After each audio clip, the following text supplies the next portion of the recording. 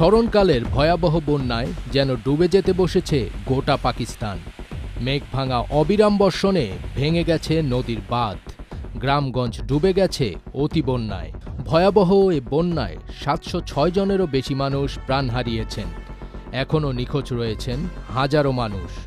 এগুলো কেবল সংখ্যা নয়, হারানো হাজারো পরিবারের কান্না আর ভেঙে পড়া স্বপ্ন।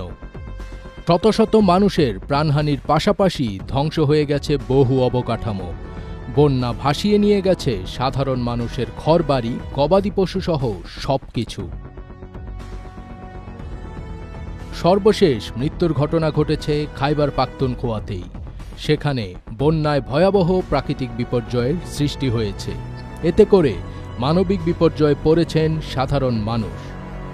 গেল ২৬ জুন পাকিস্তানের প্রথম বর্ষার তাণ্ডব শুরু হয়। গত কয়েকদিনে এ পরিস্থিতি অনেক বেশি খারাপ হয়ে গেছে। আনাদোলু জানিয়েছে, সোমবার সোয়াবি, নোশেরা, মারদান, পেশোয়ার অন্যান্য বিভাগে বৃষ্টিতে ২৬ জনের প্রাণহানির ঘটনা ঘটে।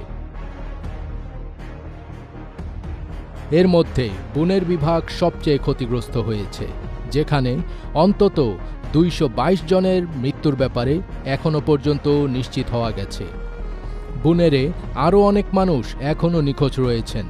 বুনেরের বেসনাই গ্রাম গত শুক্রবার রাতে আকস্মিক বন্যার পানিতে পুরোপুরি নিশ্চিহ্ন হয়ে গেছে। সেখানে উদ্ধারকারীরা এখনও জীবিত মানুষের অনুসন্ধান চালিয়ে যাচ্ছেন।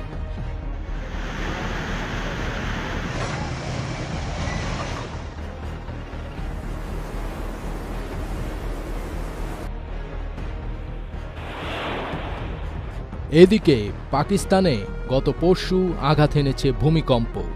এক্সপ্রেস ট্রিবিউন জানিয়েছে, রাজধানী ইসলামাবাদ, রাওয়ালপিন্ডি এবং খাইবার পাখতুনখোয়ার কিছু জায়গায় ভূমিকম্পের কম্পন অনুভব করেন সাধারণ মানুষ। দেশটির আবহাওয়া বিভাগ এক বিবৃতিতে জানিয়েছে, ১৯ আগস্ট সকালে ৫.২ মাত্রার ভূমিকম্প আঘাত এনেছে। গেল বৃহস্পতিবার রাতে খাইবার পাখতুনখোয়ার বিভিন্ন জায়গায় অস্বাভাবিক বৃষ্টিপাত শুরু হয়, যা শুক্রবার সকাল পর্যন্ত অব্যাহত থাকে। এরপর ঘটে মেঘ বিস্ফোরণের মতো ঘটনা, যেটির প্রভাবে সৃষ্ট আকস্মিক বন্যা নিশ্চিহ্ন করে দেয় অনেক কিছু। সোমবার থেকে নতুন করে আবারও ভারী বৃষ্টিপাত শুরু হয়। আবহাওয়াবিদরা হুঁশিয়ারি দিয়ে বলেছেন, আজ ২১শে আগস্টও ভারী বৃষ্টিপাত অব্যাহত থাকবে। সাধারণ মানুষকে পূর্ব সতর্কতামূলক প্রস্তুতি নেওয়ার আহ্বান জানিয়েছে দেশটির আবহাওয়া অধিদপ্তর। এদিকে তীব্র বন্যায় প্লাবিত হয়েছে পাকিস্তানের করাচি। প্রবল বর্ষণে শহরের বিস্তীর্ণ এলাকা পানিতে তলিয়ে গেছে। সড়ক ডুবে যাওয়ায় যান চলাচল ও স্বাভাবিক জীবন ব্যাহত হয়েছে, আর শহরের বাসিন্দারা বিদ্যুৎ বিপর্যয়ের মুখে পড়েছেন।